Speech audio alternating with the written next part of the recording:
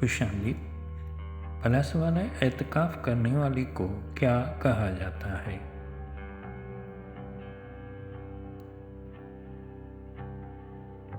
صحیح جواب ہے معتکف۔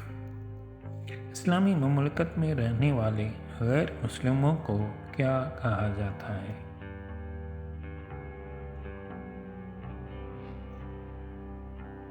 صحیح جواب ہے ذمی۔ تیسرے کلمے کا نام کیا ہے؟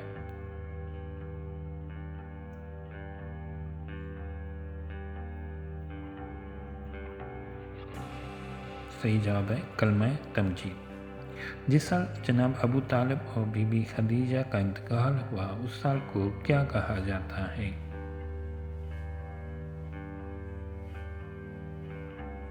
صحیح جواب ہے عام الحزن۔ قرآن پاک میں حروف مقطعات سے شروع ہونے والی کتنی سورتیں ہیں؟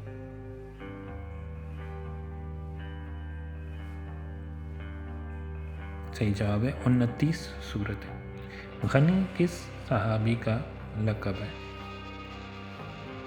غنی کس صحابی کا لقب ہے؟ صحیح جواب ہے حضرت عثمان غنی رضی اللہ عنہ۔ خلیل اللہ کس پیغمبر کا لقب ہے؟ خلیل اللہ کس پیغمبر کا لقب ہے؟